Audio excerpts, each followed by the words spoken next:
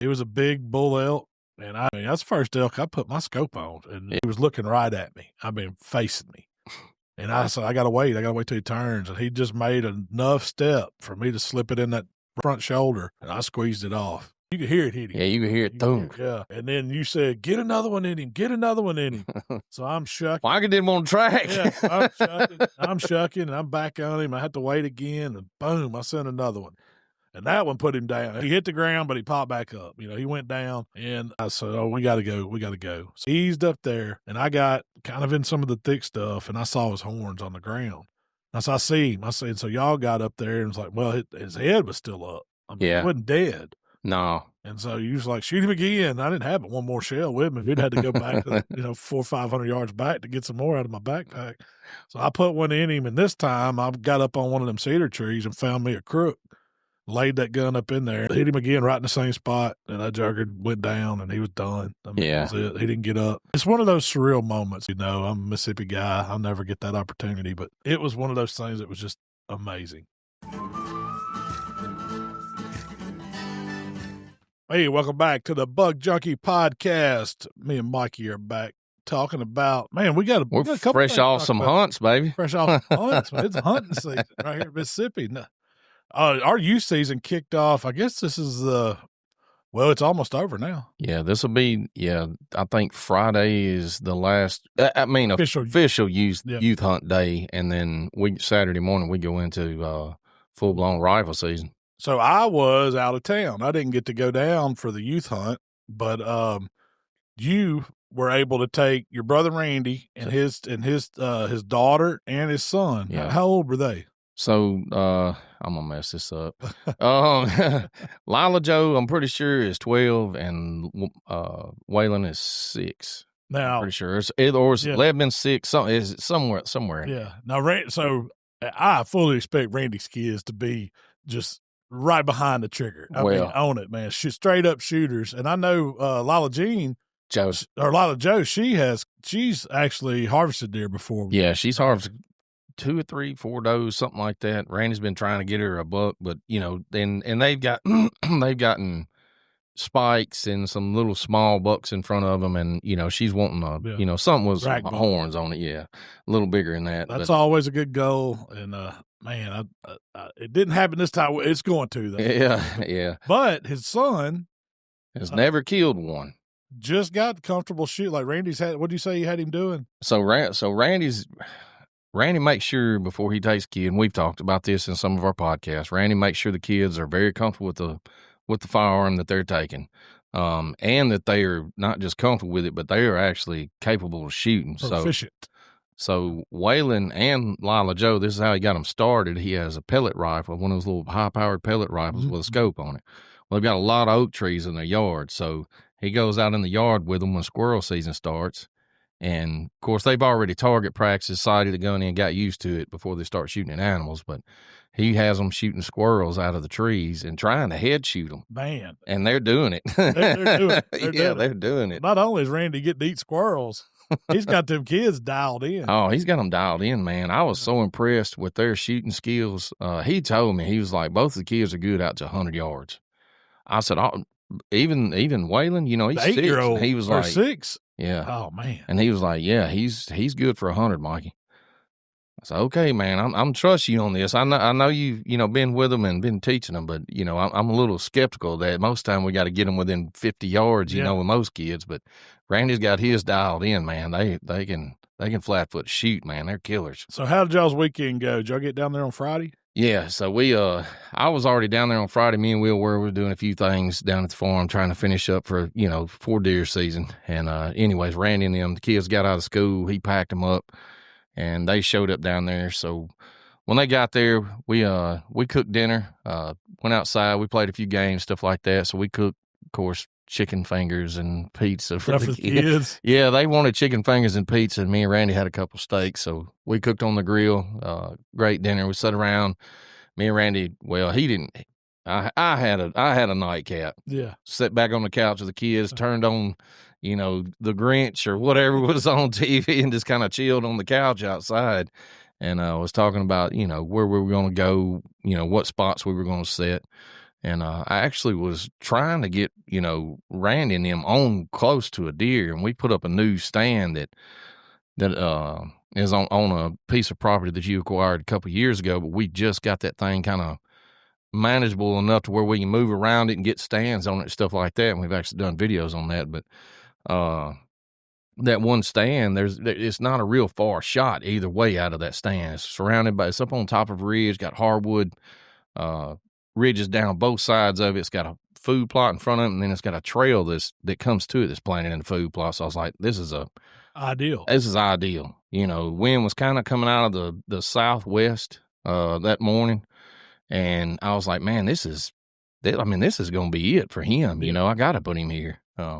And we'd had deer on my cameras over there for a while. So anyways, I decided to put them there, and me and her, I was like, well, we're going to go over here to this other one that I've been seeing a few deer on. We hadn't really seen a whole lot of bucks. They're just kind of periodically coming through. Acorns are falling, and, it's going to be we're not sitting around a whole lot of oak trees, but hopefully want to cross over the food plot or, behind us on the road or something like that. But I decided where we were going to put them at. So we get up the next morning. Did y'all pack snacks? Oh, yeah, you know it. That's what I wanted to hear about. What'd y'all take with the kids? So I don't know what all Randy took with him. I had some crackers in my pockets for Lila Jo. She's kind of a picky eater, so I didn't know what all to take for her. I'm sure she had something in her pocket, but yeah, we got up that morning. Randy's drinking coffee. They're getting strung out on Mountain Dews, and But anyways, we get to the stands, man, and you go in that morning, man, it was, it got cool that night, but it got really warm again that next morning, and the fog, dude, was unbelievable. I mean, when the sun came up, or you could start seeing, I couldn't see a freaking thing. I couldn't see 50 yards across the field. So we had to sit there and wait on this fog to really lift before you could even, there may have been deer in the field when we got there. I don't know, and Randy and them kind of experiencing the same thing. So as later the morning gets, the fog starts, it kind of pushes down, and then it just kind of starts dispersing. Yeah, so y'all were sitting there blind for a long time. And it's like prime time, you're like, daggum, there's deer around us, and we just cannot freaking see them. And anyways, so as the morning progresses, the sun starts coming up, and me and Lila Jo look down the end of the field, and I kind of just barely see something moving way down. It come out of the woods way down at the far end of the field, like 150, 160 yards down the field. And I see two somethings moving down there. I can't tell if it's coyotes or what it is. And finally they start kind of walking up to us, and I can start seeing that it's, it's two does coming this way. So I really wasn't worried about, she was wanting a buck. So I was like, well, here comes two does, I said, if you want to get your gun up, get it out the window and just kind of, look at them, get the crosshairs on them, kind of get your breathing right, get comfortable before anything else happens, because it looks like they're fixed to start moving. Mm-hmm. And she does that, and she's sitting there. Well, the deer come up, and they're feeding 50, 60 yards from us. It's a, pretty good-sized doe and a smaller doe, so I'm sure that was probably the fawn from last year or whatever. So they're standing out there, and, me and her just kind of talking back and forth. And I told her, I was like, can you shoot that far? And she was like, oh, yeah, I can shoot them that far. I said, okay. Well, we're sitting there, and I heard the safety kick off. She done made her mind up. And I was like, hey, baby, don't hit the safety until you're ready to shoot. And, man, I'm talking about like sarcastic as hell. She come up off that scope and turned and looked at me and said, oh, I'm going to shoot.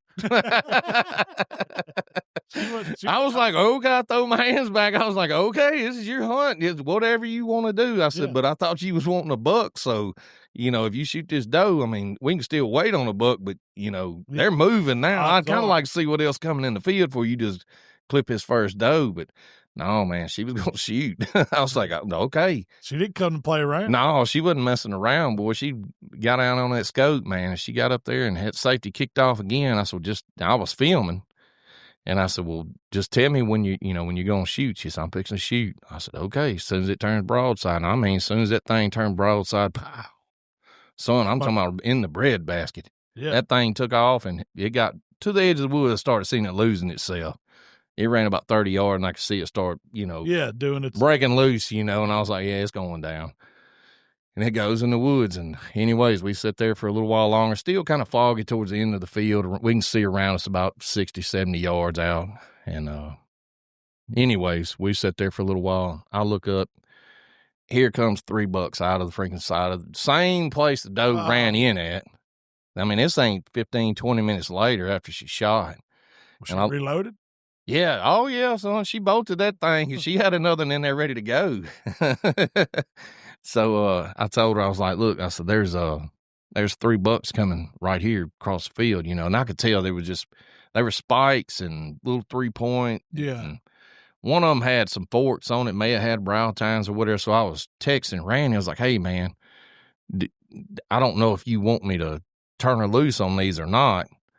You'd said that she wanted to kill something with a rack on it. She's ready to kill everything. She was just ready to, like, I'm deer hunting. I'm getting them.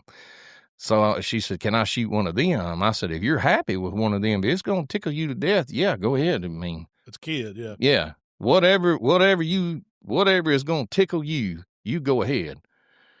Well, I was real proud of her because she kept looking. She said, I can bust that one, Mikey. And I said, well, if you want to, you go ahead. I said, but bust the biggest one. And anyway, she looked back at me and she said, you know what? She said, how about we wait on a bigger one? I said, there you go, girl. There you go. Let her make it. I was like, I'm pretty sure, at some point I can get you on a, better deer than that.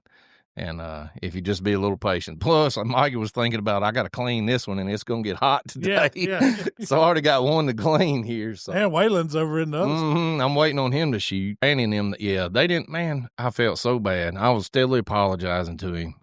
They went the whole morning. Sun finally got up. All the fog left, dude. It got hot. I mean, it got 70-something degrees. I don't know what it was.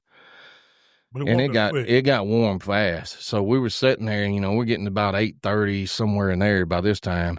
And I told her, I was like, we really I need to go get my hands on that deer, because I don't know if she's laying in the sun.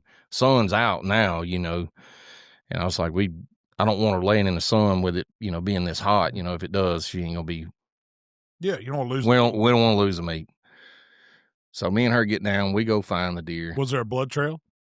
Not much of one. No. Out there in that food plot, it was so hard to see where the deer. She was trying to track it because I told her, all right, we're gonna go to where you shot it from. We're gonna track it back to the woods. I said I can pull I kind of know where it went, but I can pull the video back. See exactly what. So you were recording. Yeah, I was recording the whole time. And so we go over there and we're looking and looking. We don't see any blood, no hair. And she starts getting nervous. She said, I did hit it. I said, yeah, I know you hit it. I said, sometimes it just happens. It just depends on where your shot placement is, the gun you're shooting, all that stuff, So anyways, we get to the edge of that. So let's go to the edge of the woods where I seen her go in. We'll probably pick up blood over there because she had to run about 30 yards. I get over there and no blood again. I was like, well, dadgum. And there's so many deer tracks. I mean, it's just eat up with deer tracks. So I can't figure out which direction, which one was her, where she went. So I get up in the edge of the leaves over there and I start kind of just easing down the edge of the wood, just kind of scanning, looking to see if I see blood, but picking my head up, looking around, and I see her. She fell off in a gully. And, man, she was laying down there stone dead just outside of the food plot. Yeah, I mean, 30 yards. Not even that far. Yeah. She went right outside there. She was dead. She put she put it on her. But she kind of clipped her kind of high shoulder. And with that rifle she's shooting, it didn't pass all the way through because it's a small caliber rifle. But, it did the job. Yeah. But we get it up, and I text Randy and tell him, hey, man, you just let me know when y'all are ready to go. It's getting warm. We got to get this deer back. So I get back, clean the deer, find out where she shot it at, and she did. She hit it high shoulder, and I mean, that little bullet just disintegrated all the heart. Yeah, it was done. It was a lot of, if you've ever cleaned one where it's been shot, it was a lot of just jello in there, and it wasn't going to make it far. Well, we got that one cleaned out. And went and picked Randy up, and of course they didn't see anything, man. I felt so bad. I mean, I sank so low because here we are, this is what we, this is a lot of times, this is why we do this. Me and you done it with our boys all the way up, and this is why we do it. It just didn't happen for him. And he was a little upset, but he gets out of the stand, he sees me, he said, Uncle Mikey, I know where I'm hunting this evening. I said, oh, you okay? Did you see a spot? And he said, yup. where you was hunting at.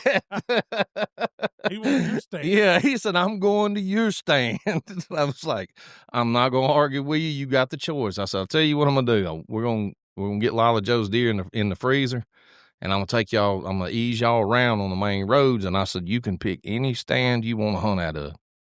And he said, okay. He said, but I don't want to hunt no other stand. I'm hunting your stand. So Randy said, he ain't gonna have it no other way, Mikey. He thinks all the deer where y'all were at. So we were riding around, and Randy, every time we went by a stand, he's like, Waylon, do you see this stand? Like there's a cornfield and a big food plot, son. Like we're gonna kill a deer here. And he was like, nope, we're hunting where Uncle Mikey and Lila was hunting. He made his mind up. Yeah, it was over. Randy said, you might as well just take us back to the camp. He ain't gonna go nowhere else. So that's what we did. We come back to the camp. They took a nap. We kind of sat around. We ate some lunch. They took a nap. Randy made them take a nap, and it was a good thing because you know how kids are. They get tired in the stand. He didn't want them falling asleep in the stand, so he made them lay down for about an hour.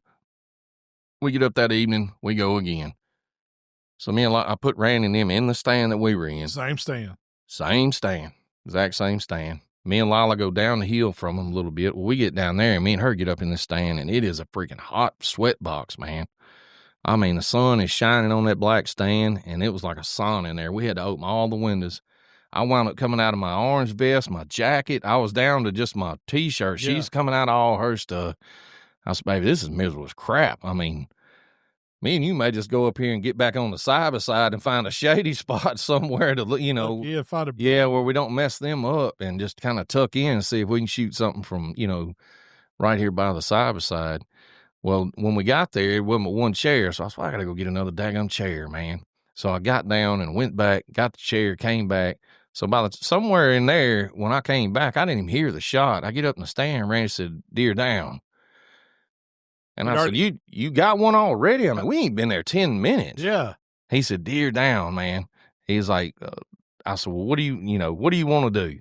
Lila said she was ready to go. She said, I already got one. I want to go see my brother's deer. So we get in the side by side. How far was this one from him? That boy killed this deer out of that pond stand from the stand all the way to the far end of the field where that tree is just to the left of it. He didn't give it a chance to come in the field. No, Randy said he was sitting there and he looked up and he told him, said, there's a doe standing on the edge of the thicket over there. So he said, Waylon got it out and he said, man, as soon as his feet come in the field, he told him, said, just make sure you're on him. Said he clicked it off and said, I'm on it. And he fired a shot and Randy said, folded it up. I mean, right there at the field, didn't run or nothing, just wow. Dropped it. He was like, and that was what he was impressed about. He said, dude, this boy just made a shot. He said, I don't know how far it is. I ain't got a rangefinder or nothing like that. He said, I'm thinking somewhere around 100 yards. But he just folded this doe up right on the edge of the freaking thicket. So y'all got down and headed that away? Mm-hmm. We went ahead and got down. She was excited. She was wound up. She got a deer. He's got a deer. She wants to go see his. It's his first one. So she wanted to go over and, give him a hug and all that stuff. So we get over there, and as soon as I get out, Randy, Waylon was standing in the middle of the food plot, and he was like, Uncle Mikey, just follow me. Come this way. Bring the four-wheeler. So and he tears out across that thing, and he's like running and jumping, jumping over through the food plots. And he gets over and he grabs that doe by the ears, and he was like, look at this one. Look at this one. He thought he killed a 12-point buck, man. I love it. He was like, look at this one. I got me one. I was like, man, that's a good job. He said, it ain't very big, but I got one. Didn't matter to him. No, he didn't care. Can't tell him. He nothing. didn't care. See, that's what it's about right there, man. Oh, he will remember that the rest of his life. Hunting Uncle Mikey stand, that first deer that he was able to harvest. I mean, that's amazing. Yeah. It don't get any better than taking kids like that. No, Randy said that when he shot, Randy was telling him, you steady? Yeah, I'm steady. I'm good. And then he fired that shot, and he said when that deer folded up, he said he flipped the safety back off, pulled the gun in, and looked at Randy, and he was starting to cry. He said he was starting to cry, and he said his lip was quivering. He said, Daddy, I got it. This is my first one. Randy said, quit. You fix to make me cry, son.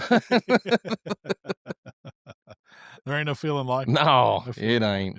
It ain't. So how did the recovery go? Y'all just loaded it? Oh, it was easy. It was laying right on the edge of the food plot, man. All we did was back down there and pitched her up in the back and got home. And once we got it cleaned. So y'all broke them down, got them on ice, and got them back in the car? Yeah. So we just kind of, that one, it had been in the cooler all day. So it was almost, it was cold. Yeah. And we took Waylon's and got it down in trash bags and, got some ice on top of it or whatever, not in the bag, but, around it or whatever. Yeah. And we just decided, hey, it was like 3:30, 4 o'clock in the afternoon. Like, well, shoot, let's clean up and go to the house, Y'all were through. Yeah, Randy said, I want to get this thing broke down and in the freezer before, it gets dark. So they got 2 deer for the freezer. That's a great start of the season. Yep, 2 deer for the freezer and a whole bunch of memories. So. Man, can't beat it. No. That's youth hunting right there in Mississippi. That's what it's all about. I actually, the last weekend, we had one of Michael's buddies. He's still Carter, Dustin's son. He's still 15. This is his last youth hunt. He's probably been youth hunting with us for probably 3 or 4 years. Yeah. And we kind of ruined him. Yeah. He was in that same stand. That's the stand to put a youth in, man. Yeah, it is. He got a doe. He got his first deer was a doe out of it, and he killed a little 10-point buck. Yeah. And now every year he wants to beat that 10-point. And I'm like, man, it wasn't a monster 10-point. It was a young 10. It was one of them that, man, you hate to see shot that early, but it's a kid. So that's right. And he's got it on the wall. His daddy got it full mounted for him, and he'll remember that deer the rest of his life. I will too. Yeah. I mean, just getting to experience something like that with a kid. But now that he's a little bit older, he's trying to shoot something a little bit better. It was his last youth season. So I let him pick where he wanted to go. Of course, you know what stand he wanted to go to. Oh, yeah. He wanted to go to the Mikey stand over there at the pond, the killing stand. But unfortunately, it was one of those things, man. The weather was the same way. It was warm.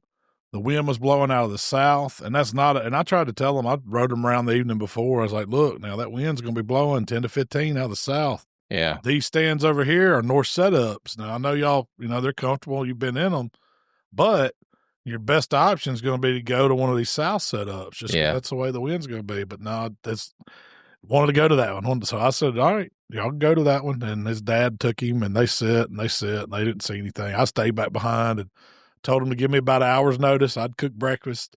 They called me, I guess it's probably about 9 o'clock. They said, well, we ain't seen nothing moving. And I had the cameras up, we were seeing deer in daylight, plenty of them, does, and they just weren't doing anything. Everything was moving at 1 a.m. They were in the plots feeding, they were in the woods eating acorns at 1 a.m. And then during that early morning, they've been laid up this past few days. Until we get another front come through, I don't think that's going to change. Yeah. Well, I mean, that day you was talking about, I mean, I had to cook that day and didn't get to come down there with y'all, but I was out there cooking, and, man, it was blistering hot. And that wind, I mean, it was whipping. I mean, it was really whipping all day long. So I was feeling bad for y'all when I was up here, and I was like, man, I don't know if it is, nobody's hunted the property, so that's the only plus. But dadgum, if there's only a couple stands they can really hunt on that south wind. And you got to look at that. That's something that's important, which, I mean, a big part of it's just getting the kids interested enough to go out there and have, and watch for deer. And they saw squirrels, and they saw some ducks come in the pond, and, so they wouldn't like it as a total waste. They were outside getting to spend time with each other, but they didn't harvest anything. So we were 2 for 3 with our youth hunters. That's not bad. That ain't bad. That's a pretty good ratio. Yeah, 2 for 3. We'll take that in a year. But I did tell them that they could come back and hunt during the regular season too. And I'm sure your niece and nephew is welcome to come back and do that too. So we're not through with the kids. That's if I can take a kid and then them get to shoot, that's way better. Look, if I can take Randy's kids every time I go down there and let them shoot does and Randy clean them, I'm gonna do that every time. That's the thing. That's where the work comes in. Did you get any blood on them, or did they? No, man, I was so wound up. I didn't even think about that. I know they'd done it a lot, but I didn't get to do it. We didn't do it to Waylon, and I should have, because I should have face painted him up. He would have wore it all. He probably wore it all weekend. Maybe why Randy didn't want to do it. Because he's got a little brother at home too, right? Yeah, he got one more. Yeah, so we still got some youth there on that side that we can take with us. But that's a great weekend. It was. Youth season kicks off our hunting, because we don't do a lot of bow hunting. And that's what really lets me know deer season's here. So I got to go down, and I got to be the camp cook, and we watched ball. We had a big time. That's what deer camp's about. It's a lot different when you got kids around and just see the excitement and them getting, like when they were up that next morning, they were up before I was. They were ready to go. And they were standing in the kitchen with their coveralls on, zipped up, and they're just standing there drinking Mountain Dews, looking at me like, "You ready?" And I'm like, "Give me a minute, hold on.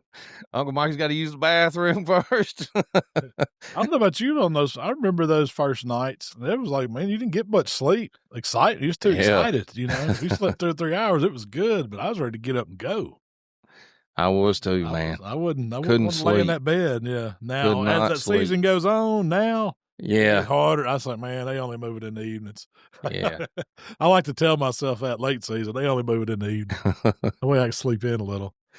But yeah, there ain't nothing like youth season, man. But in between in that week of youth season, so directly after that, we loaded up and we went to Texas. That was Saturday.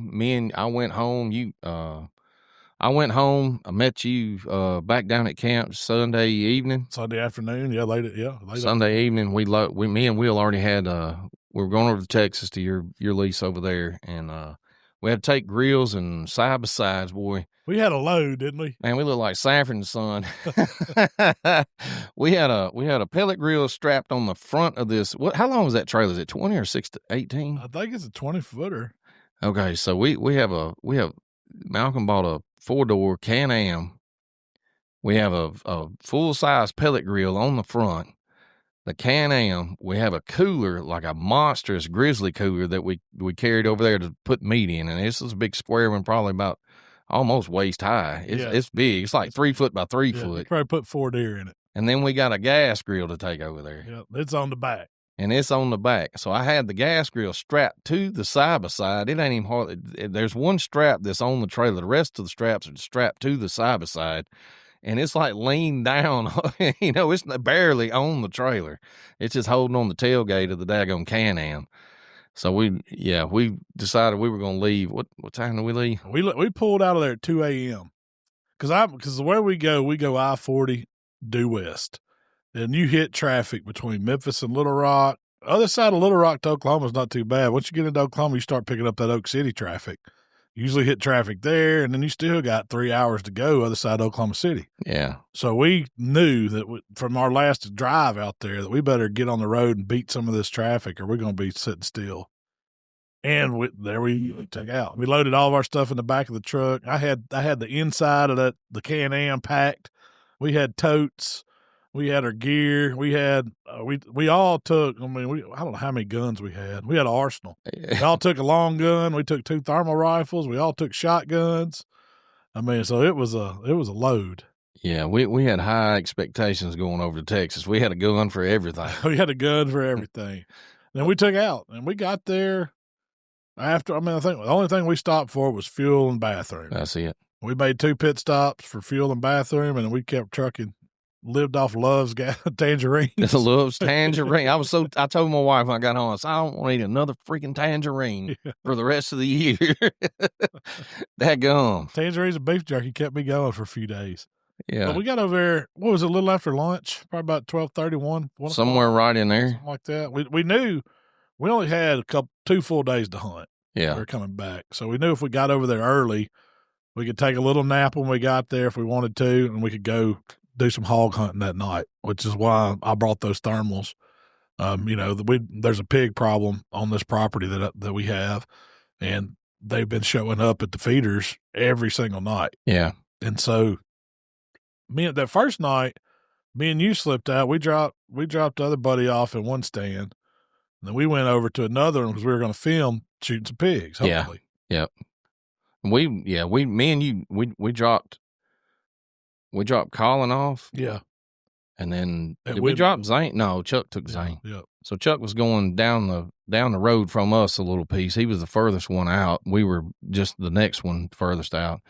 We dropped them off behind us, and we're talking about a mile or so apart. Yeah. But anyway, so yeah, me and you get down to our stand. We decide we're gonna hunt this one stand that they call Dozer, and there'd been a buttload of hogs on this thing. It's a big one too. Every day.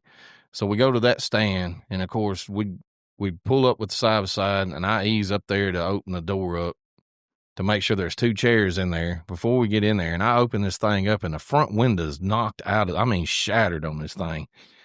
And there is more doo-doo and feathers in this freaking stand. I don't know what kind of bird has been putting up house in that freaking stand, but man, there was crap everywhere. It looked like somebody had a pillow fight. There were so many feathers in that stand. Yeah. They were 6 inches deep in the floor of the stand. There was feathers hanging on the windows. There was feathers in all the chairs. And them birds had been perching on them chairs, crapping just right on the seat, right down in the seat. And I got down. I told you, Sweat, we ain't getting in the stand. We can't do it. I can't do it. I'm not getting in it. So then me and you we kind of look and see, and like right next to the stand, there's a little opening in these cedars. Mm-hmm. Just enough for me to nose the side by side up in there and kick the windshield open.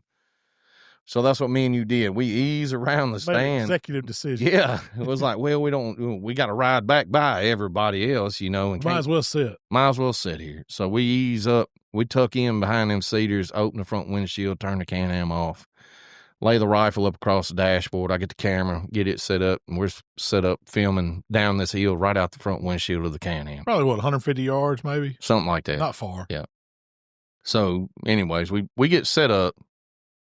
And of course, deer come in like pretty damn fast. Quick. Yeah, the 2 does showed up pretty quick within us just sitting there, not paying a bit of attention to us. No, they never seen us. We were tucked in pretty good. We did have the wind right. It was right in our face, right in our face. And we were sitting there, and those does, they stayed down there, kind of meandering around and messing around, and all of a sudden their heads come up. And earlier I'd seen something kind of go by really fast down there in the thicket in this little ravine, but it never came out. And anyways, they started looking down that way, and they're just on high alert, and you're like, oh, here comes something, it's a coyote or a pig or something is fixing to come out down there. And sure enough, this big boar hog comes out. A big one. Mm-hmm. Comes out and waddles up there toward, where they're standing at. And they run off. They bolt. They're gone. They're gone. And then this big old thing gets up there, and Malcom. Yeah. Oh, hey, I was ready. Because I had 2 rifles with me. I had my thermal because we were going to set to about an hour past dark, and I had my long gun. And so I'd say, Mikey, I got this one. This is no joke. This is it's on him. And so sure enough, I put it on him, and I didn't want him to drop where he was, so I moved the shot back a little bit. And squeezed it off, and that junker went to squealing, jumping, and man, he took off, and I was like, well, I got that one. He didn't. He was making some noise. Now, some of you probably going to beat us up on this, but we did not want the hogs to fall underneath the feeder, around the stand. Yep. And we're not eating these hogs, so pretty much all we were going to do was just pick them up from where they were at and pitch them in the ravine anyways. So what we were doing was we were, shooting the hogs and not dropping them in the now they didn't go far before they died. Yeah. But, we were not just head shooting them or, clipping them high shoulder like you would a deer or something like that, trying to put them down right there. It was a management. We were trying to get rid of them. We want them dead. We want them to run off, and we want them to die and feed the other stuff that's there. Yeah. So that was where that's what we were doing. That's where we were shooting the hogs when we shot them. Let them clear the field, get away from the stand. If they ran off out there and died somewhere, the buzzards, the coyotes, things like that, take care of them. That's what we were told to do too. That's what the landowners wanted us to do. Yep. So we were instructed to do that with them. Don't bring them back up here. Much. So if I'd clipped a little bitty one, well, that's what I was looking for, was a small one that we could clean out. But that big ones, man, those are just so nasty. But that evening we didn't have one. Me and you sat there for shot that one. We're sitting there chilling, watching, what was the crane? No, sandhills start flying. We're kind of focused on that and looking at that, and then all of a sudden we look, and I think it was a big sow come up there. She come out from where the deer went and where that hog had ran. So, we hadn't messed up nothing. So he run off down there and, expired somewhere down in that ravine down there.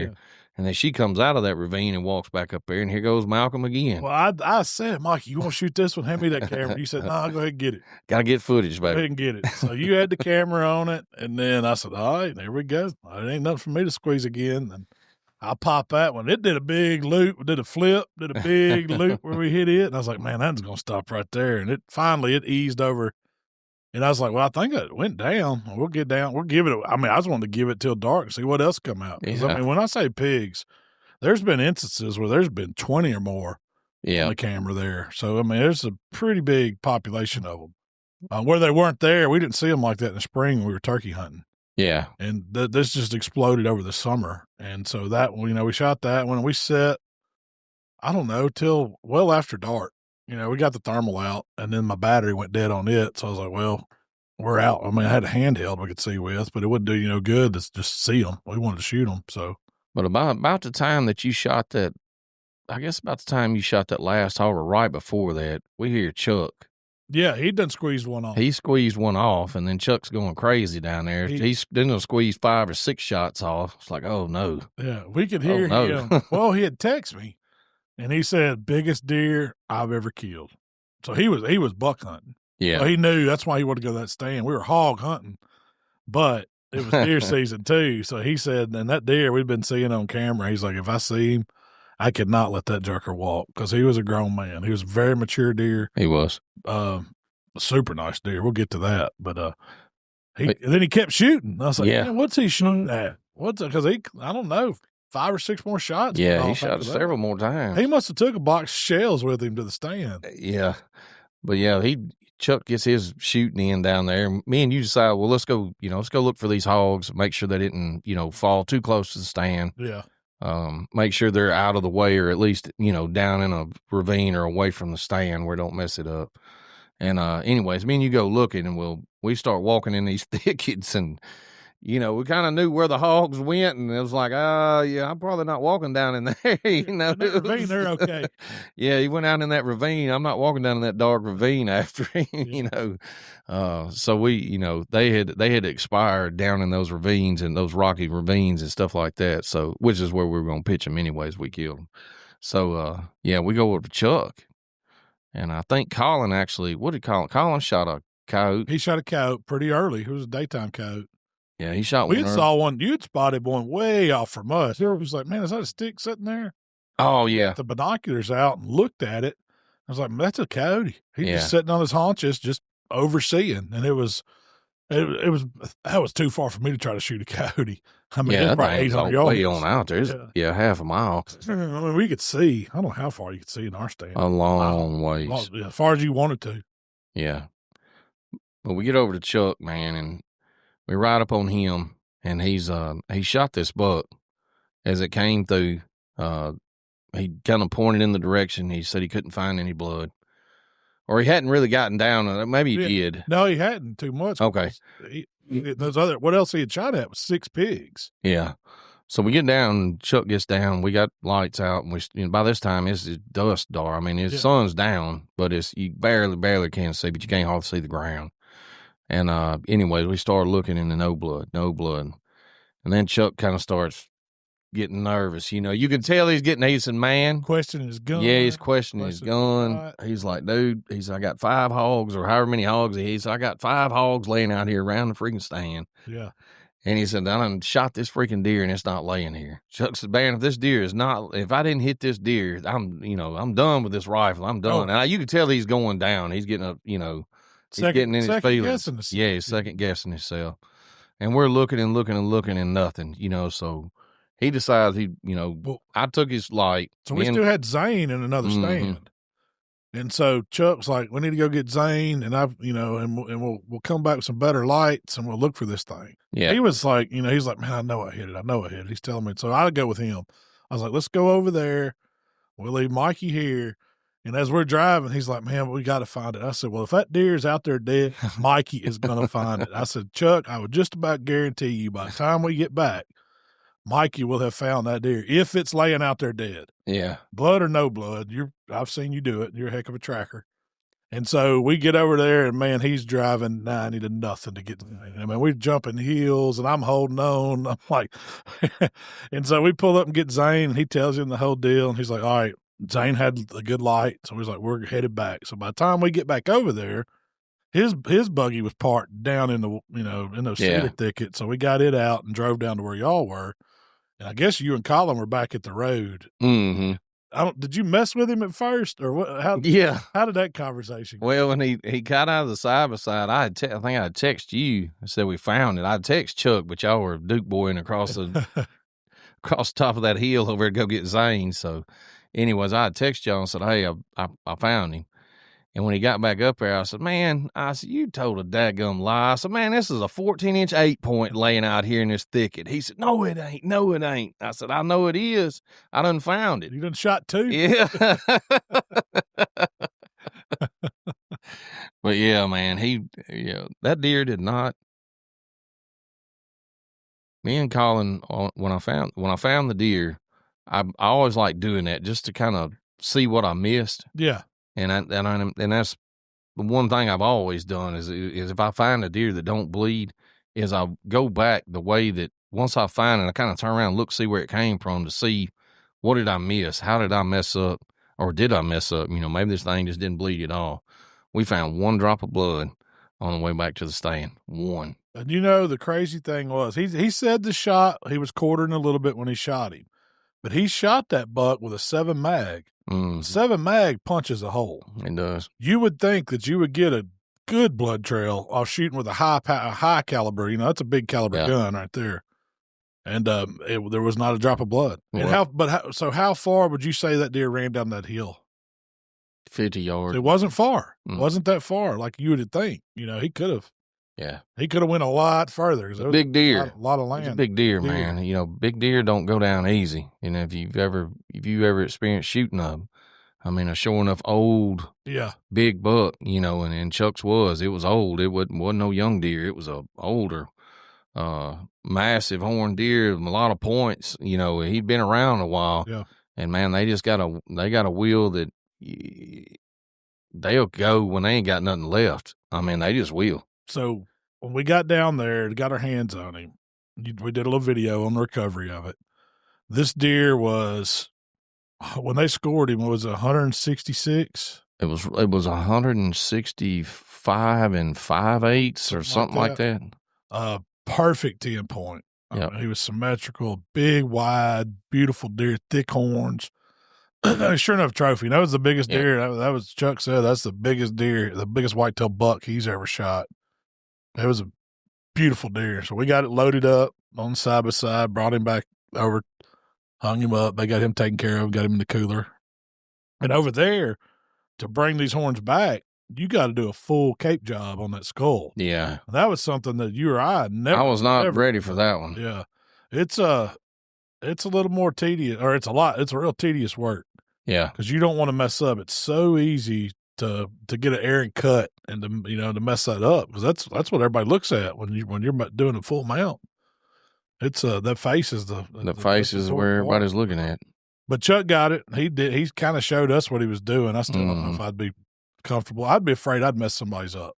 Yeah, because when you go somewhere like that you cannot bring back the brain matter. Yeah, that's what it is. You can't travel that across state. Yeah. If you're taking it to a taxidermist in Texas, I think you could just drop the head off like we normally do. Yeah. But when you take it across state lines, you cannot transport that. Yeah. It's skull plate only, no brain matter. All the meat needs to be off of it. Mm-hmm. So you can bring your meat back, but you can't bring anything that's like got spinal cord in it. Yeah. Or brain or anything like that. That's against the law. Yeah, so you have to, if you go somewhere and you hunt, you have to keep that in mind, that you just can't just pitch that head in the cooler on the way back home. If you do, you get caught. I don't know what the fines are or nothing like that. They're probably going to confiscate the deer, number one. Substantial. Yeah, that's what I would think they would definitely. And then you're going to get your butt fined pretty good. So you need to, that was something that I didn't even realize that we had to do. Yeah. When we got over there. And then Chuck did that, and I was like, why is, and then I heard y'all talking about it. And then we started discussing it because, well, crap, we're planning on killing, some elk while we're here. That's right. and taking them back with us. So what all do we have to get out of this thing before we leave? Legally bring that meat back. Yep. So Chuck showed us how to do the head and skin that thing all the way back. And I mean, you take it all the way down to the lips, son. I mean, you skin around the eyes all the way down to the teeth. And then that's what you take back with you, just the cape, no head. Cut that skull plate off, get it, all the goodies out of it, and make sure you wash it off good. And that's pretty much what you bring back. Do you know which knife that he had the most? I mean, he said this is the ideal knife to it. It's that one that we have in the set. It's the one we have in the set. It's actually a chicken poultry knife. So it's a poultry knife that we sell on the website. We actually had one that was a sample that was given to us before we had done that was in your truck. And anyways, it had an orange handle on it. When we say all have black handles, but he got on there with that because he was using another knife, and like one of those outdoor edge replaceable blades, something like that. He wanted a different one, and we give him that one, and that was the one he used, and he liked that one. It was because the way it came to a fine point. It kind of acts like a scapula. Yeah. Or scalpel or whatever. When you're in there, you can do really fine, real tedious work. Yeah, especially when you get around the eyes and around the jawline and stuff like that, and you're trying to get through all that stuff without puncturing a hole. I still don't know if I'm brave enough to try one on my own trophy. Like, if it's something I want to get mounted, I almost want somebody that knows what they're doing. It's like, I need to practice on a doe or an old buck that we're going. I'm gonna let you practice on that. If you got one, you're going to Euro mount. That's some good practice. Yeah. Because you could do it on there. You're not worried about messing up the cape. Mm-hmm. So that would be an idea to do. And I guess that's your option. If you mess it up, if you cut them horns off, you can't Euro mount it. Once you break that sawzall out. Yeah, that's it. Yeah, it's over. But it was neat to see him do that. And I'm glad we got to watch him do it because we learned something that we didn't know. And if we ever go out there again, we're going to have to try it if we're by ourselves, you know. So, absolutely. It was good to watch Chuck do that, somebody that experienced doing that before. And we know how to do it now, pretty much. We might be buying a cape, but I think we got it. That first night, we were all wore out after that day. After traveling, after traveling that far and then hunting that afternoon, and messing with that deer, I think we grabbed a bite to eat. We had to go to towns. We had to go to town. We didn't have no groceries. We had no waters. We didn't have no nothing. So that was a tough night, man. Going all the way back to town, and we stopped and got us some Mexican food over in Texas. And Childress, that's where we were. Childress, Texas. Yeah.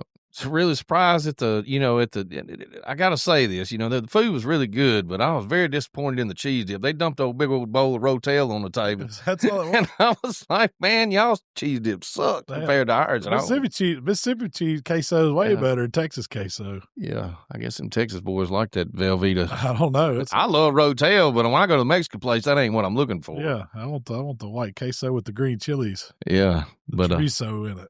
Yeah. But we grabbed us some groceries and then come back to the house, man. Everybody's tired. We grabbed a few showers and, got in the bed. Excited about the next morning hunt because we're going after elk in the morning.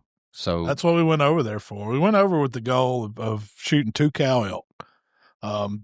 There's elk population on this property, and there's plenty of cows. Mm-hmm. Nobody had killed the cow in a while there, so the numbers needed to come down a little bit to support the herd. This was like a management thing. No idea that what was going to happen happened. I knew that in this lease that I did have a management elk tag and a trophy elk tag, and so but nobody had shot one this year yet. And there've been some guys over there. There's only a few of us in this lease. But a couple of the guys are bow hunting, and they've been hunting a man. I'm talking about sure enough, over 400-inch elk. And this is the first time that me or you had ever elk hunted in our life. Yeah. We had seen this bull earlier in the year. Yes. Me and you went over turkey scouting in February. Right.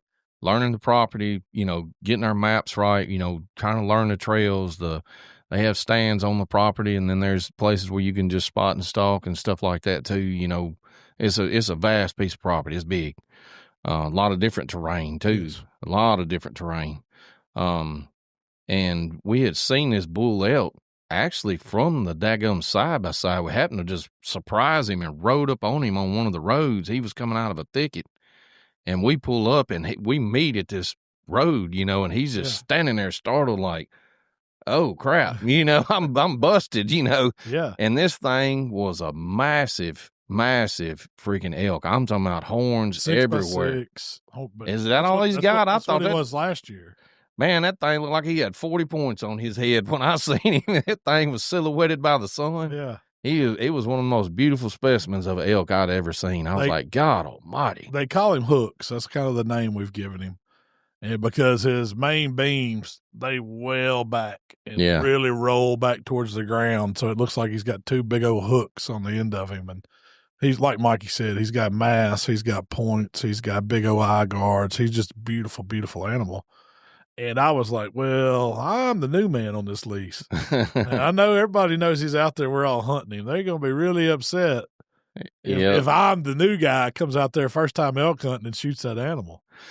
So, yeah, we get up the next morning after, and kind of jumping off of where we seen him at back in February. I don't think we ever seen him again while we were turkey hunting. Mm-hmm. And anyways, we get up the next morning before daylight. We get up on this kind of this little knoll, this rock mound, this dead center of the ranch out there. It's on the east side. They call it Lookout East. Yeah, and it's pretty high point. You can almost see the entire ranch, but you can't see down the ravines and things like that. You can just see what's on top with you.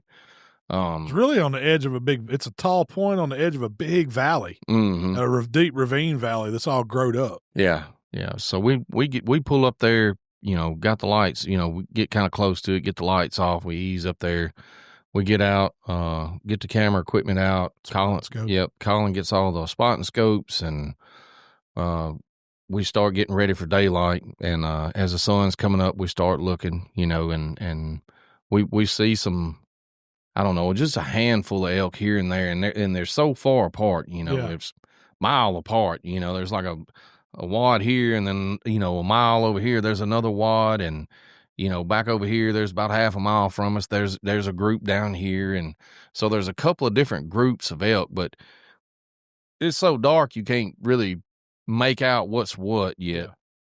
You can just see the bodies on out there on that light-colored grass, and mixed in those cedar trees as they move around, so we're trying to decide what we're going to do, and at this point, we're still cow hunting. Yeah, we were. That was the goal. So we're looking and we're like, well, let's make sure they're not, small bulls or spikes or, something like that before we start coming up with a game plan on how to get on these things. Because from where we're at, we have to move pretty far away, miles away to get back around to be able to hunt these things. We can't go straight at them. Yeah. They're going to see us because we're higher than they are, and they can see us just like we can see them if you move around too much. So we had to come up with a game plan. And we find a couple of different little groups of these cow elk, we think. And as the sun starts coming up, we're looking, and Colin says, big bull, really big bull. Yep. And you get to looking in there at him, and it was hooks. It was hooks. And he's probably he had 3/4 of a mile, maybe a little further than that from us, maybe a mile. He was headed in a direction where we knew where he was going, towards what we call the windmill state. Mm-hmm. And that's where we had dropped Colin off the night before, and he had spotted, he had heard him bugling down in there the night before, and he put eyes on him. He said, man, he's so far away. Yeah. But he could see him he had that spotting scope in the stand with him that night before, and he said, I put eyes on him. It's a big, he didn't know the animals. And I said, if it's the one we think it is, it's hooks. And then when we saw him that morning, it was definite. That was hooks. And he was headed back in that area where Colin was. He was kind of headed towards the north, back northeast. towards that stand. He had a ravine to cross over. We thought he had a ravine to cross over. I'd never looked through the spot scope. And as we were looking on our, OnX map or whatever, it's like, where is he at? We think he's right. We think he's right here. Well, Colin had marked him the night before exactly where he was. He put that on OnX. He dropped a pin. And we were back, I don't know, a mile from that spot. Yeah. Where we had put eyes on him, but he was headed in that general location. So you kind of knew that if we could get around him over there somewhere, we might have a chance if he gets across that ravine, or if he was actually, I don't know if he was ever over the ravine. I think he was on our side of it down the hill, way down the hill. Because by the time because we had to back out, we had to go back up north, go all the way east to the far edge of the ranch, turn back south, and come. We were trying to avoid him, circling more or less, and get over somewhere where we could work him. Because find another high spot. There's no way you could go to him from where we were at, and there's too many other cow, elk, and things like that between it. We were going to blow them out, and there was nothing on that one side of him, so we were going to try to approach him from that side. We still had the wind in our favor and stuff like that. And anyways, we're coming up this small cattle fence where they separate out the cows and stuff like that, and we're creeping up that thing, and we get close to where we can see the pedestal of that windmill. That's why they call it the windmill stand. It's an old broke down windmill. And we get right there, and we're like, all right, this is probably far enough. And we look up, and this joker has beat us across that freaking ravine. And he's standing 500 yards down the freaking trail there, looking at us like, dadgum. And when he saw us, that joker. Yeah, it wasn't like that time we rode up on him in February. That joker looked at us and like, yeah, see you boys. He bailed off that ravine that he came out of, and we never seen him again. We heard him. Yeah, he went out in there and went to hollering and bugling at them cows. And so our point there was, well, let's do another big circle. Get on the other side of the ravine that he went. See if we could see him from the south. Yeah. Looking down in there. And by the time we got back around there, you're talking a 40-minute drive. Mm-hmm. And so we drove down in there. We walked out, eased out through some cedars, and kind of tried to get on the high point. I never heard him or saw him again. Did y'all? No, not once we got on that side. I didn't. Seen some cows, but, we tried to sit there and wait and see if he would come to the cows, and the cows, the thing is, like, over there in that area, like, early in the mornings and at night, they're up on those high points, grazing. Yeah, they're grazing out there on those high points and those kind of grassy plain looking stuff. They're eating something that's green out there. I'm not sure what, but they're staying up on those tops. But in the daytime, as the sun comes up late in the morning, or I'll say late in the morning, 9 o'clock, mid-morning, yeah, they ease back down. They start working back down in these ravines and things like that. Now, I guess they just lay down in those ravines. It's cool. Yeah, there's water down in there, and they're so thick and rocky. I'm not going to say you couldn't get in there and make a move on one, but if you shot one down in there, son, you are fixing to. You packing it. You better bring your knife. You're packing it out. Yeah. There's no getting to it with any kind of machinery or anything like that. And some of these ravines are just almost impassable. Walking unless you're a billy goat. That's right. It's sheer clay. It's dangerous. Cliff face, yeah, rock face. But then they were down in those, and. So they go down in there and they lay around during the day. That's a big, hairy, nasty animal. He's got a lot of thick hide and hair on him. He wants to get down in there, I'm sure, and get cool and get him some water because they've been feeding all night. Mm-hmm. They're just going to lay up and then they'll come digest. Back out. Yeah. They're chewing on that cud. So you got a small window to get on these elk before they move down in the ravines and pretty much get down in there. And they know them way better than we do. You'd spend all day trying to kill one down in there. So while we did that, Chuck and Zane were over around the property scouting the same kind of way we were. And so we got a radio call that, hey, we saw a bull. He looks like he's a pretty good one that went off in this thick stuff over there. But if we could meet up with them, we could make a game plan and see if we could get on that bull. Because he knew about where he was. He knew where he went in and saw him. He probably wasn't going far. He's probably going to go in there and lay up. Yeah. Had a thing. What did he have? Did he maybe have a cow and a little calf with him? Maybe. Yeah. They had a cow or something with him. They said they seen one or maybe two elk with him in this area. And this just happened to be the same area we killed a turkey in. That last turkey on that video that we did. So we were familiar with it. We knew that area, so we knew where to slip around, how the road went around them. If they went in, we knew how we could ease in there because it's super thick. Yeah. And when y'all went in there during turkey season, you were crawling in some of it. Yeah. And so we were going to try. I don't know how y'all plan was to get me in there. I knew where the stand was, and I knew how to ease around Yeah, around the stand is not as thick, but you know where the elk was and where they had seen him at it was down in there where me and Zane filmed killing a turkey at, and it was pretty nasty. So we got up there and we met up with Chuck and Zane. Chuck had dropped a pin when we said, well, that's Henry. That's where, Zane killed that turkey right there. We know where this is.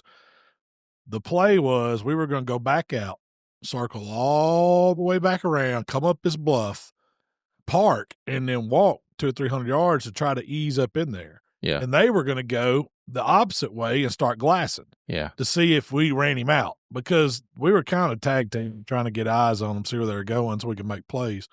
With a vast amount of land like that, it makes it easier to do. Mm-hmm. And so they backed out. We went the opposite way, circled back around. By the time we got over there and parked, we just started. You grabbed the camera gear. I had my gun. I had a tripod. I think Colin had his binoculars, and we were easing up that away. And I don't think we got 100 yards from the side by side. You said this ain't gonna work.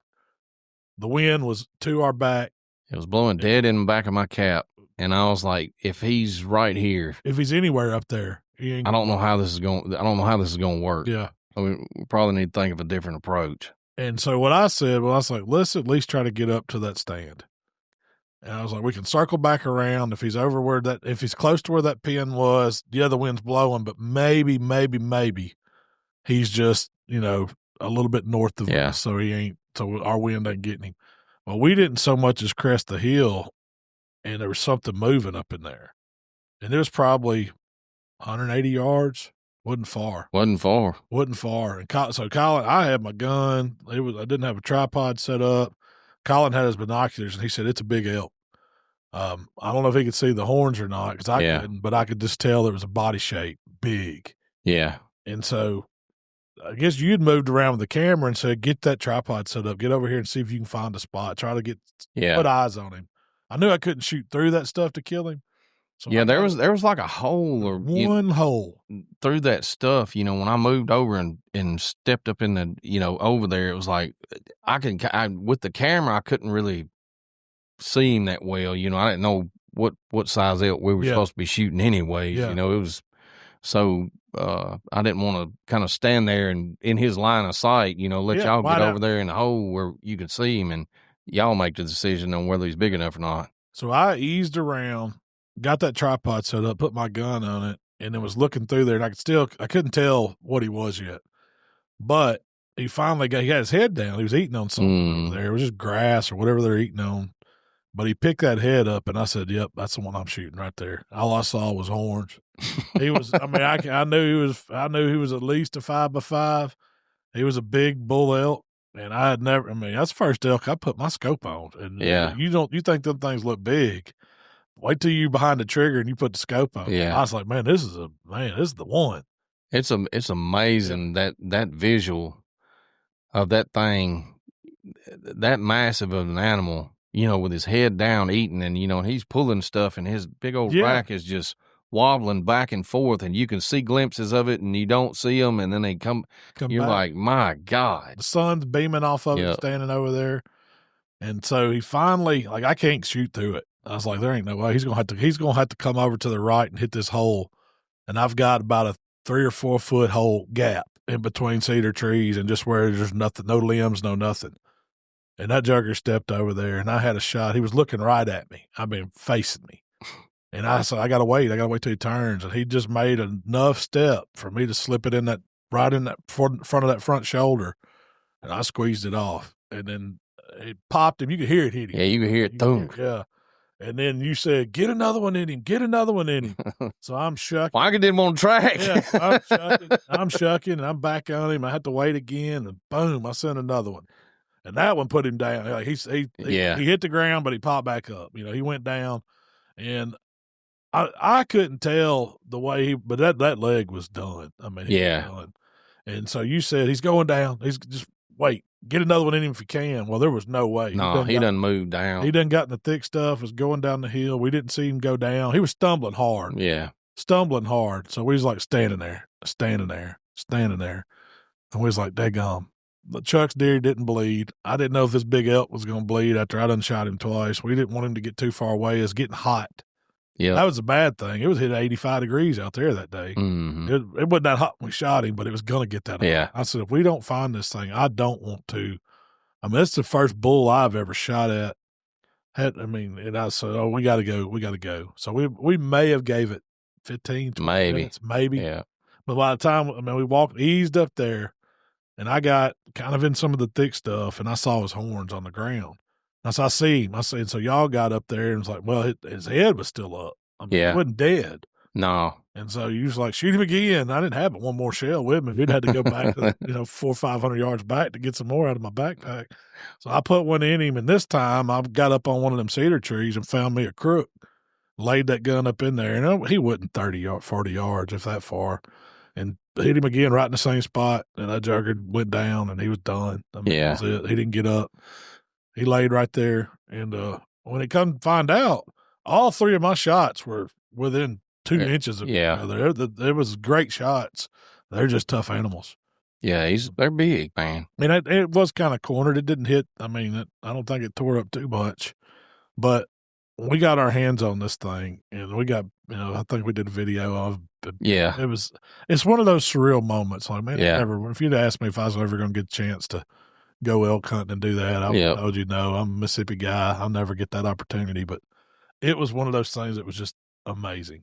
It was so much fun to have y'all there. Oh, yeah. And to get to spot an animal like that and to get on them and to find them, it was cool. It's fun when you have a group of people that are pulling for you. Yeah. You know what I mean? I might have pulled through. When that joker went down, man, it was like, we had to turn the camera off. It was, Yeah. But it took a lot of people to make that happen. Yeah. And it was, much appreciated by, good friends, good people around us, and, those guys helping us do that, knowing it's your first time ever killing an elk, not being selfish and not trying to, not trying to outdo you. Yeah, yeah. Here you go. You know what I mean? So then when they get over there, Chuck and them get over there, they're wound up as we are. Oh, yeah. It took them 45 minutes to get to us, by the time they figured out where we were and circled back around.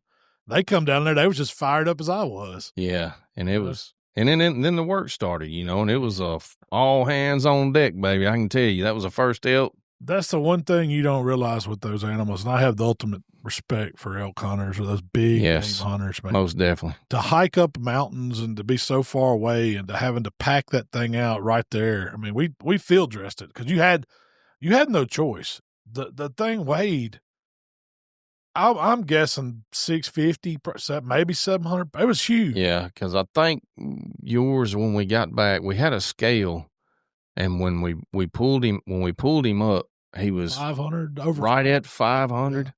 That was high fours, and he didn't have no guts in him. But man, and there was a pile of guts laying there bigger than I was. Yeah, that's what amazed me, rolling them daggum guts out. Those things were heavy, man. So first off, me and Collins kind of drug him out of it because everything over has got a sticker in it, and he laid up in some nasty stuff. Yeah, it was thorns and them little fine ones and cactus, and so you went back, I think, to try to get the buggy.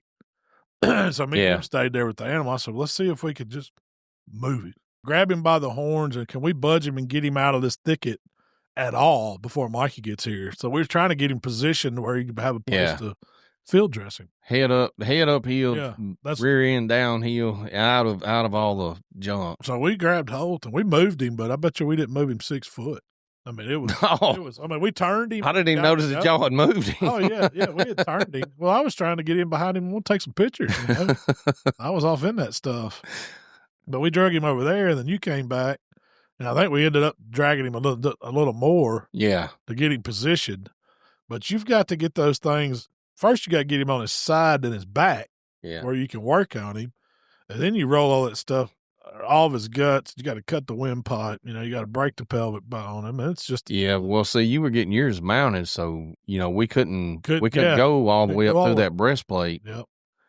Because we didn't know. You're having a full shoulder mount. Well, his breastplate is way down. If you so we had to.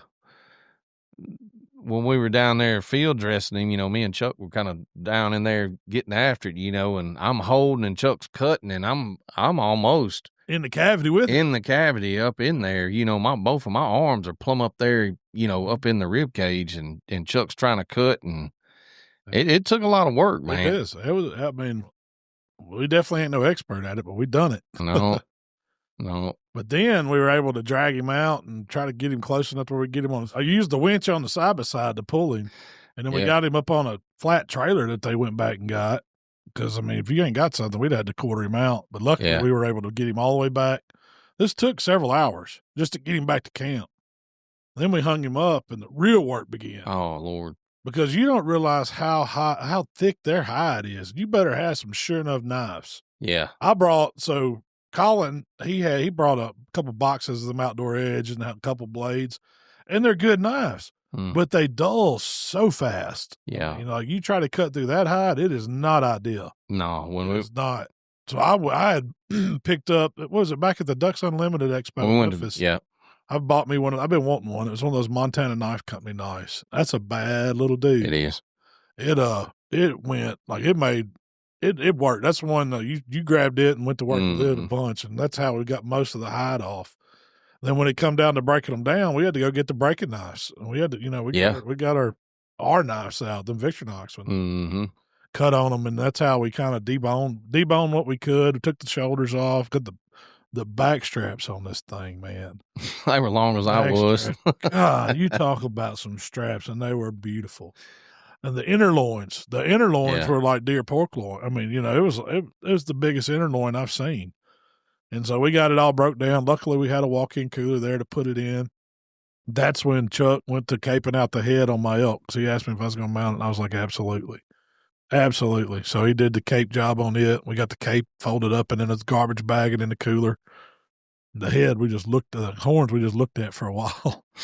But after that, I was like, man, I've done more than I ever thought. This was the best. I don't have to hunt again this trip.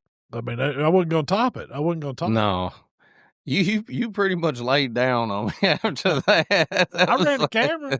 I got Colin shooting his camera. But I turned into the camp cook. Yeah. I stayed at night. I did the little cooking, you know. Everybody went hunting the evenings. I was like, man, I've already killed 2 pigs, and this bull, man, I don't want to make nobody mad at me. No, that was an experience, and just like you said, man, the sight of that animal, that big majestic animal standing with that sun shining on his horns. I mean, I didn't shoot the thing. Yeah. And I was like, oh, here we go. You know, you can't hear me saying that while I'm filming, but I was like, Malcom, please make a good shot on this thing. And that's one fear you have is wounding one. Because, I mean, I've wounded deer before, and it's terrible. But, man, I couldn't imagine, you know, an animal like that. Oh, it'd break my heart to wound it. Yeah, that thing's 3 times the size of a whitetail. Yep. And you mess around and clip him wrong, you got a ways to... You may not ever find it. So that evening, after we took that elk, we didn't go take a nap. I was wound up. I think I had a celebratory tequila shot, and it was just a good day. But y'all ended up going back hunting that evening, right? Pig? Yeah, we went back pig hunting. Still needed a little more footage. You know, I'd gotten year 2, so me and Colin go back over there where Chuck had shot that whitetail at. Yeah.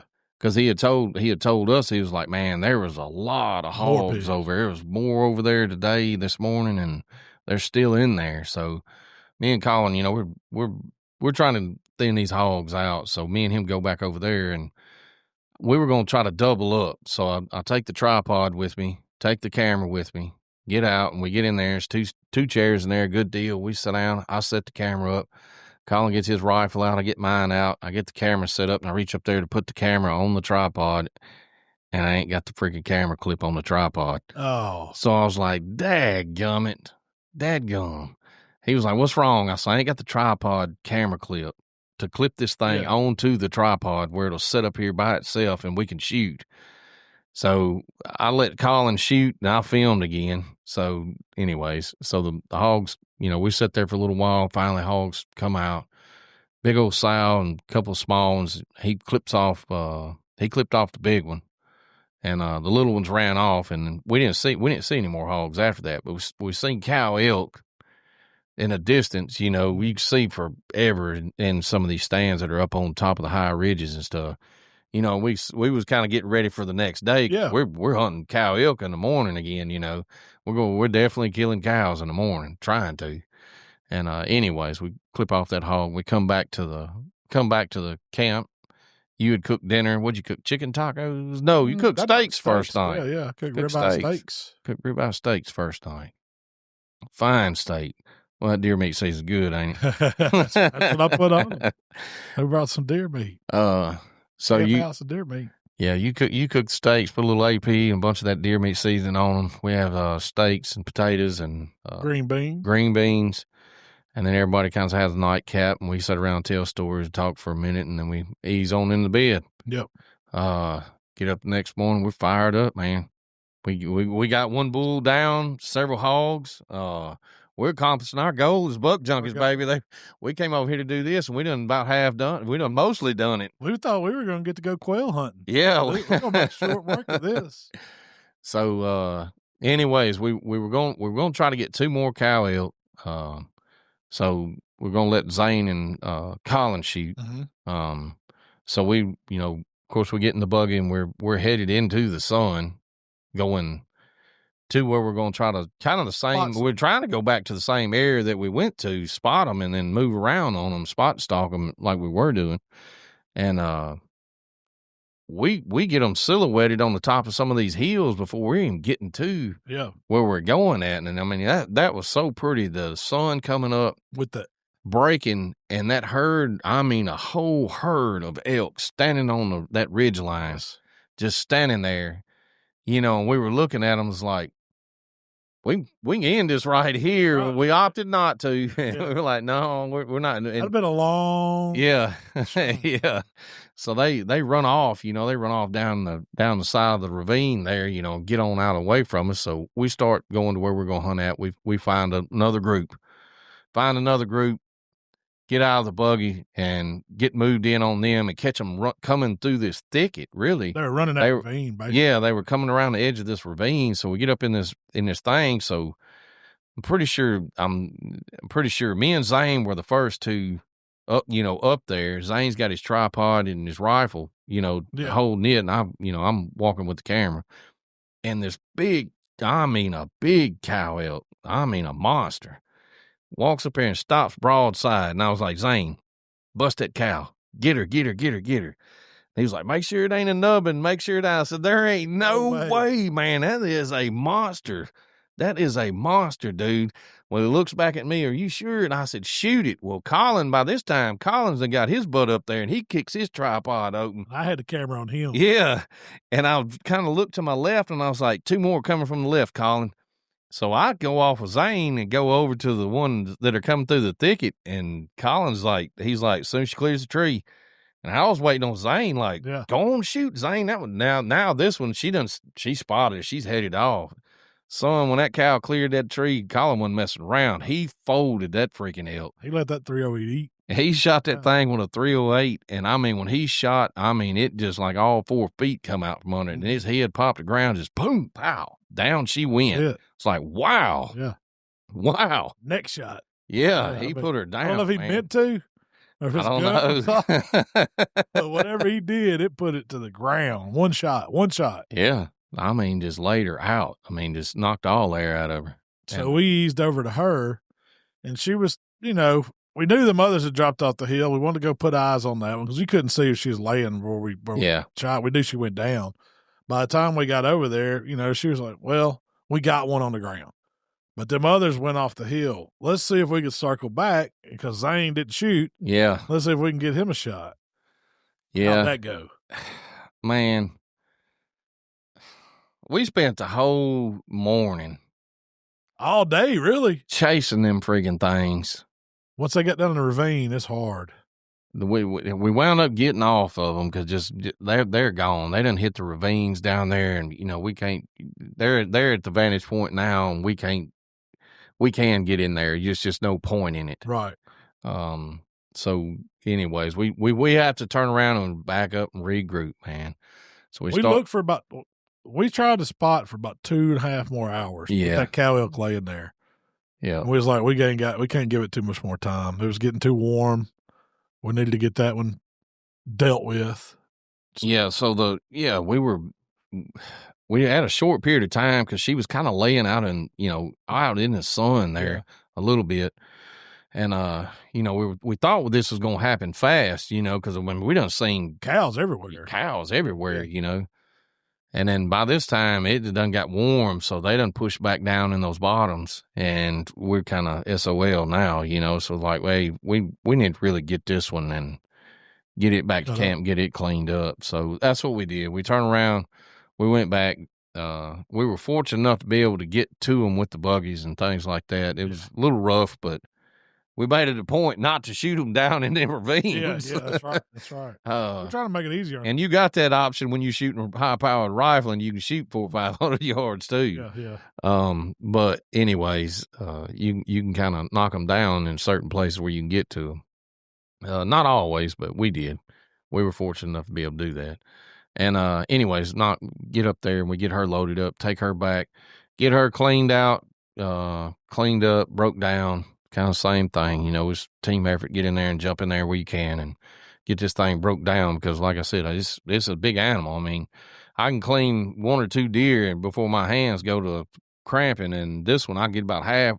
I can get the hide off of it, and then my deer couldn't cut the meat out because the hands are just locking up on me. But we get this thing cleaned up. We grab a bite to eat, and we're going to go, try to find Zane a freaking elk, man. Yeah. So we get in the buggy and we go to a place where me and you had went.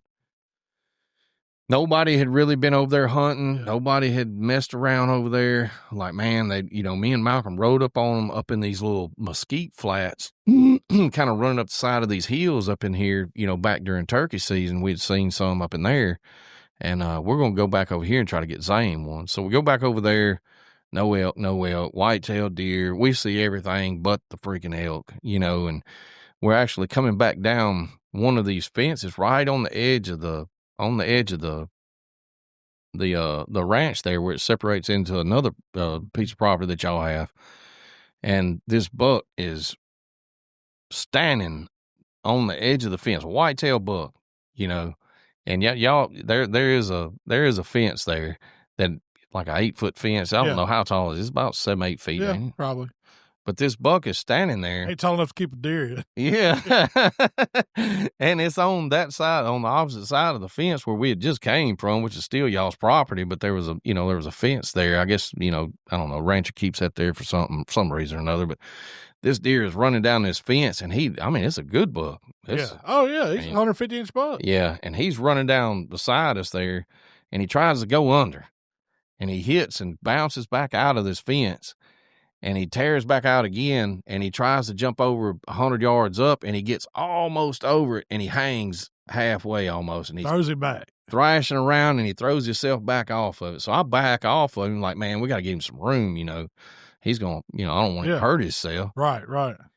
And this buck gets up there, and he gets his wits about him, gets him a little gasp of air, and backs up about 30 yards, son. And you don't think a white-tailed buck can jump? Shoot. That joker smooth cleared that freaking fence. Like it wasn't nothing. After trying 2 times. So he was, and ran half a mile down the side of it.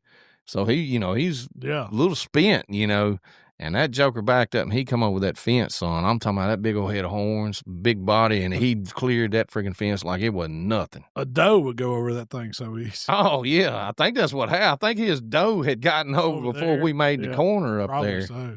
And he was trying to get over that thing. Man. What's funny is them old black cows was standing up there just watching. Yeah. They were thinking, look at this idiot. And what's wrong with you? Just walk off in the thicket and let them folks go by. We could have. It'd have eased right by them. But he did. That was a sight, man. Just that deer. Jumping over I've that. Never seen that.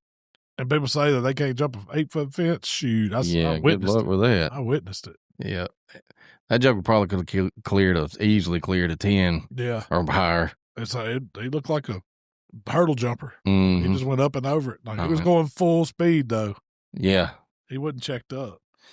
Yeah, we never did. So we kept looking and scouting and kind of trying to spot and get on high points. And it done gotten so hot that we just didn't have any luck. We never got a chance to shoot that other cow. I mean, we had one, we had one cut up and had the bull cut up. But as far as the other one goes, we'll have to get her next time. Yeah. But we did get to experience something, me and you and Chuck. Well, everybody did that was out there. We went riding around that night. We wanted to make a loop and just kind of listen to the music and, some of the other guys, they wanted to go coyote hunting. So they took off. It was me, you, and Chuck still at the camp. So it was like, let's grab us a pig or something. Let's go see if we can see us a pig or something like that. Something, with the thermal, shoot a pig or something like that. And we made a loop. Well, we get out there and his daughter texted him about is it Northern Lights? Northern Lights. Northern Lights. We ain't even paying attention to this stuff. No. And we stop and get out and right up over our head. I mean, right there in that big Texas sky. We were out there and you never been to Texas and stand on top of one of these high spots, son. You can see 5 towns that are an hour and a half, 2 hours from you. You can see the lights on. So the sky is a lot wider and bigger out there than it is here in Mississippi at home. It feels like it. Yeah. You can see forever. There ain't no light distortion. It's all stars. It makes me dizzy looking up at all that stuff, the lights and the stars. But anyways, we look up, man, and it is Northern Lights. I mean, it's just the sky is like this reddish, purplish looking color, man. I'm talking about this beautiful sight that I'd never seen. I'd never seen it either. And man, what an experience! That was pretty there. Amazing. Yeah, I've never seen that before. I wouldn't have thought you could see them that far south, but no, there were people in Arkansas sent me pictures of it. I don't know if they saw just in Mississippi. You had to take a picture with a camera, or whatever on the iPhone to see it. Yeah, you can see it. You can just tell. Bare-eyed, you didn't have to have nothing. It did. I took some pictures. I got some really cool ones on my phone that we could share. But we'll show those where people can see. I'm sure everybody's seen it by now. It's been all over social, but we got some. Yeah. Yeah. Chuck had the best one though. Yeah. He give it the old Breakfast Club fist. That was a good picture, man. That's the Chuck That was it. What was that guy's name? Oh God, I can't remember his name. Damn. But yeah, so the next day, I mean, that was it. That was our hunting experience. We loaded up. When we left out of there about 6 o'clock, we loaded the trailer that night. Yeah, we loaded up that night and got most of all of our stuff in that we could. We still had to get the meat out of the cooler and get it, or out of the walk-in cooler and into our cooler. Strapped them horns down on the back of the trailer. The ride back was interesting. We got more looks and thumbs up and honks. calling that elk horn. Yeah, I didn't know what to do. Them guys was honking the horn and stuff like, man, we got something falling off or what? I'm checking the mirrors and they come by and giving thumbs up, man. It was cool. It was cool. I was glad to be back in Mississippi, but that was a fun trip. It was, no doubt. We got to go pick up meat today. We dropped their meat off at our buddies at High Cotton. Yeah. They did a podcast with us not too long ago. They made us we had some summer sausage made. Of course, we cut up, I brought the backstraps back, cut them up, vacuum sealed them, got them in the freezer. Then, we got some we got breakfast sausage and we got some ground made. And some summer sausage. Summer sausage made. So we're going to go pick that up today. I'm probably eating elk for dinner. Probably so, yeah. Probably so. But what else we got, Mike? Is there anything else going on? Just getting ready for rifle season here in Mississippi? Man, getting ready for the damn hunt. Oh, sorry about that. Might want to cut that, Tyler. Yeah, getting ready for the rifle season here in Mississippi. It's coming Saturday, man. Wound up about that. Got some bad weather coming in. It's gonna be warm, raining, but it ain't gonna stop us. We're still gonna hit camp, have a good time, camo and como. Camo and como, yeah, heck yeah. That's our yearly tradition. It'll be fun. And then I guess we'll get up Saturday morning and at least give her a whirl, We can see. Hey, if nothing else, we'll come back to camp and have a good time anyways. Breakfast and football. All right, well, hey, y'all share those pictures y'all's opening weekend this weekend. Yeah. Let our Buck Junkies Outdoor Club community on Facebook. We love seeing those pictures. If you got any youth that shot anything, definitely y'all want to share with us, man, put it out there. We'll give them a big congrats and let everybody see what y'all are doing. But it's gonna be a fun deer season here in Mississippi, man. We're excited. Yeah, y'all keep in touch. It's going to be fun. Yep. If y'all didn't know, when you share the pictures, we do it on the board, kind of on our Facebook page during deer season. So make sure y'all share them, and I'll share them on the Facebook page on Buck Junkie. So absolutely, there we go. Good deal. All right, well, Mikey, you got anything else today? Take us on out of here. That's it, bud. Well, y'all can check us out on Facebook, TikTok, Instagram, of course, YouTube, all the podcast platforms. We got some recipes and some other good videos coming out, man. Hopefully we get this elk video out for too long where y'all can view it. And, man, y'all stay up with us. We love hearing y'all's stories. We love seeing what y'all are killing. Even if you're not killing nothing, we still like seeing pictures of experiences and things like that. So don't be shy about putting out pictures and sending us stuff. And we'll catch y'all the next time.